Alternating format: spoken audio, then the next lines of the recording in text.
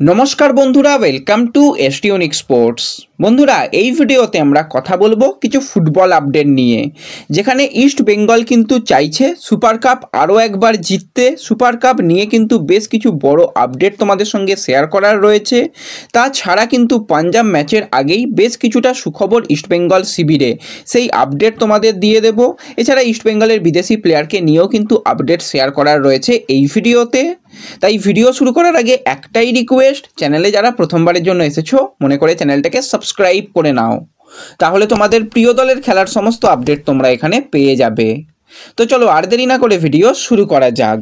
তো শুরুতেই যদি আমরা কথা বলি একটু আইএসএল নিয়ে, তো আইএসএল কিন্তু যত শেষের দিকে আসছে দারুণ জমে যাচ্ছে। কারণ হায়দ্রাবাদের মতন দল তারা যদি মুম্বাইকে আটকে দিতে পারে তো বোঝাই যাচ্ছে যে শেষের দিকে লড়াই কিন্তু দারুণ হতে চলেছে।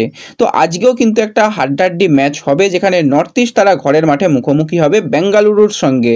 নর্থ ইস্ট পয়েন্ট টেবিলের 4 নম্বর পজিশনে রয়েছে, বেঙ্গালুরু 6 নম্বর পজিশনে রয়েছে, পয়েন্টের তফাৎ মাত্র একটা পয়েন্ট।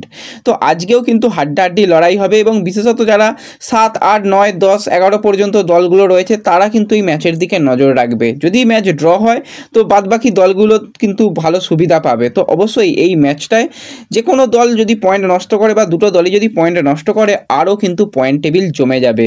তো এই ম্যাচের দিকে আমাদের অবশ্যই নজর থাকবে। এর সাথে সাথে যদি আমরা সরাসরি কথা বলি ইস্ট বেঙ্গলের বিদেশি প্লেয়ার হিজাজি মাহেরকে নিয়ে, তোমরা সকলেই জানো এবং ইস্ট বেঙ্গলের তরফ থেকে অফিসিয়ালি আপডেটও জানানো হয়েছে যে হিজাজি মাহেরকে কিন্তু এই যে সিজনের বাকি অংশটুকুর জন্য আর পাওয়া যাবে না। কারণ কি, তার এসিএল ইনজুরি। এবার এসিএল ইনজুরি তার হয়েছে, সে সিজন আউট হয়ে গেছে। সে কি দেশে ফিরে গেছে নাকি সে ভারতেই রয়েছে, তার কি অবস্থা রয়েছে অনেকেই জানতে চাইছিলে। তো নিজস্ব সোশ্যাল মিডিয়াতে কিন্তু হিজাজি মাহের কিন্তু এবার বড় বার্তা দিল। সে কিন্তু বর্তমানে মুম্বাইয়ে রয়েছে এবং মুম্বাইতেই কিন্তু হিজাজি মাহেরের যে এসিএল ইনজুরি সেটার কিন্তু সার্জারি হওয়ার কথা ছিল 18 তারিখে। এবার দেখো 18 তারিখে তার সার্জারি হয়ে গেছে কিনা সেটা নিয়ে এখনও কোনো আমাদের কাছে ফাইনাল রিপোর্ট আসেনি, কিন্তু মুম্বাইতেই হিজাজি রয়েছে এবং আশা করা যায় যে কয়েকদিনের মধ্যেই যদি তার সার্জারি হয়েও যায় খুবই ভালো, আর যদি নাও হয় কয়েকদিনের মধ্যে হয়ে গেলে সে কিন্তু সুস্থ হওয়ার জন্য আবারও ইন্ডিয়াতেই থাকতে পারে, এমনকি কলকাতাতেই সে ফিরে আসতে পারে কিছুদিন রেস্ট নিয়ে। তারপর কিন্তু সে দেশে ফিরে গিয়ে রিহ্যাব করবে এরকমই শোনা যাচ্ছে। এবার পুরোপুরি ব্যাপারটা কিন্তু মেডিকেল টিম দেখছে, তাকে কলকাতাতেও রাখা হতে পারে, সেটা হওয়ার সম্ভাবনা অনেক অংশ বেশি রয়েছে। কারণ ইস্টবেঙ্গল এখনও সুপার কাপ খেলবে, ইস্টবেঙ্গলের সামনে এখনও যে কটা ম্যাচ পড়ে রয়েছে, এএফসির ম্যাচ পড়ে রয়েছে, তো সে কটা দিন কিন্তু চাইছে ম্যানেজমেন্ট যাতে হিজাজিকে কলকাতায় রাখা যায়। তো দেখা যাক, সেই নিয়ে পরে যদি আরও কোনো আপডেট বেরিয়ে আসে সেটা তোমাদের অবশ্যই শেয়ার করে দেব। তো বর্তমানে কিন্তু মুম্বাইতে রয়েছে হিজাজি। তো এরপর যদি আমরা কথা বলি ইস্টবেঙ্গল দলকে নিয়ে, তো লাস্ট ম্যাচ মোহামেডানের বিরুদ্ধে কিন্তু ইস্টবেঙ্গল ভালো পারফরমেন্স করেছে এবং ম্যাচটা জিতেছে। তো ইস্টবেঙ্গলে কিন্তু পরবর্তী ম্যাচ কালকেই রয়েছে এবং কালকে বিকেল 5টা থেকে অ্যাওয়ে ম্যাচ রয়েছে। তার আগে কিন্তু কিছুটা হলেও স্বস্তির খবর ইস্টবেঙ্গল শিবিরে। তোমরা দেখেছিলে যে লাস্ট ম্যাচে জিকসান সিং ইনজুরির কারণে খেলতে পারেনি এবং লালচং নুঙ্গা তো প্রচুর পরিমাণে এবছর রেড কার্ড খেয়েছে, 3টে রেড কার্ড, মানে ভাবা যাচ্ছে প্রচণ্ড খারাপ ব্যাপার। তো লালচং নুঙ্গাও কিন্তু লাস্ট ম্যাচ খেলতে পারেনি, কিন্তু এই দুই প্লেয়ার কিন্তু একদম পাঞ্জাব ম্যাচের জন্য প্রস্তুত। আমরা দেখেছিলাম যে জিকসান সিং সে কিন্তু ডার্বি ম্যাচে ছিলই না, কারণ তার চোটের সমস্যা, এবং সে কিন্তু কিছু ইঞ্জেকশান নিয়েছে এবং এই যে পাঞ্জাব ম্যাচ সেই ম্যাচে কিন্তু জিকসান ফিরছে।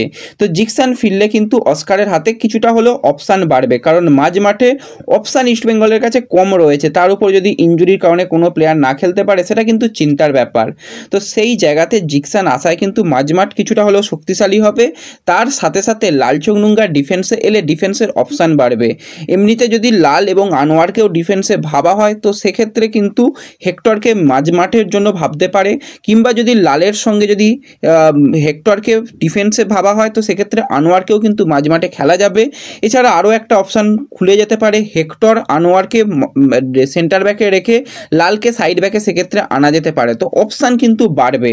তো এই দুজন প্লেয়ারকে ফেরায় কিন্তু কিছুটা হলেও স্বস্তি পাচ্ছে ইস্টবেঙ্গল এবং যথেষ্ট ভালো করার চেষ্টা করবে এই ম্যাচে।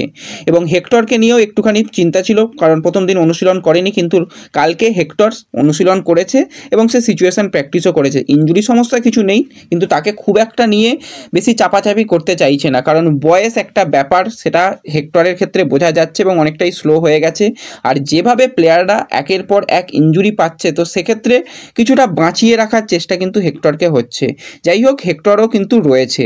তো মোটামুটি ইস্টবেঙ্গলের ডিফেন্স এবং মাঝমাঠ কিন্তু অনেকটাই শক্তিশালী হচ্ছে এই সমস্ত প্লেয়াররা অ্যাভেলেবেল রয়েছে বলে।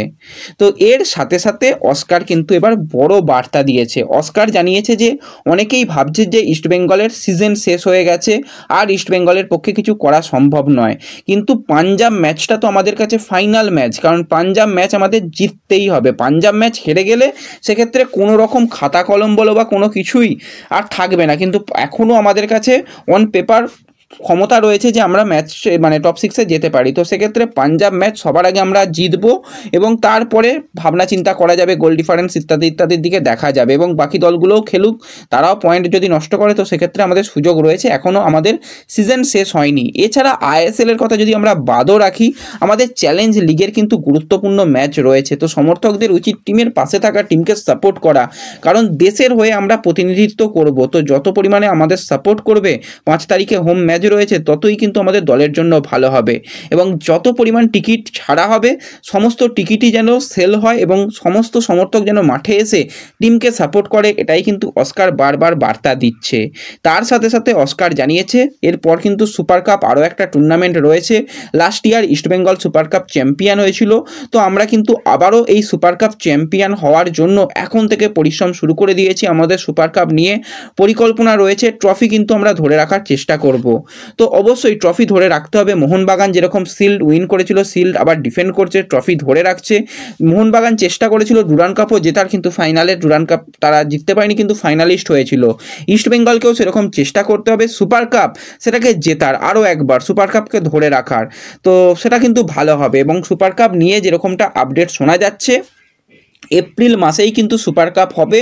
এবার সুপার কাপটা হবে কোথায় সেই নিয়ে কিন্তু এখনও পর্যন্ত অফিসিয়াল কোনো সিদ্ধান্ত আসেনি, কারণ বেশ কিছু জায়গাকে চিহ্নিত করা হয়েছে। একটা সময় পর্যন্ত উত্তরাখণ্ডের কথা ভাবা হচ্ছিল, কিন্তু কিছু সমস্যার কারণে উত্তরাখণ্ডে হচ্ছে না। গোয়া একটা অপশান হিসাবে ভাবা হয়েছে, কিন্তু গোয়া তারা হোস্ট করতে খুব একটা রাজি নয়। এছাড়া ওড়িশার কথাও ভাবা হচ্ছে, লাস্ট ইয়ার কিন্তু ওড়িশাতে যেরকম সুপার কাপ হয়েছিল, তো ওড়িশা একটা অপশান হিসাবে ভাবা হচ্ছে।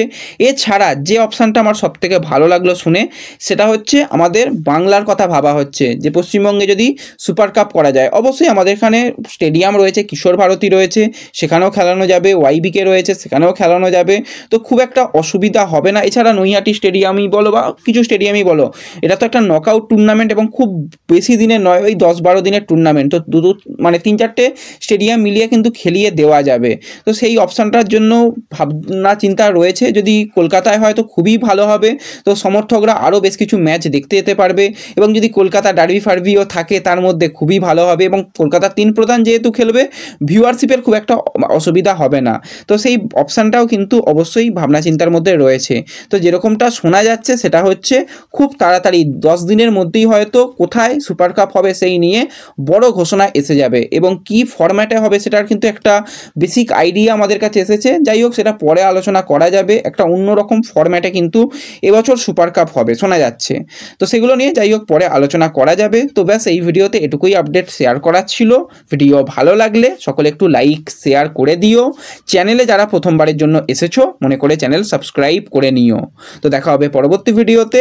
ধন্যবাদ।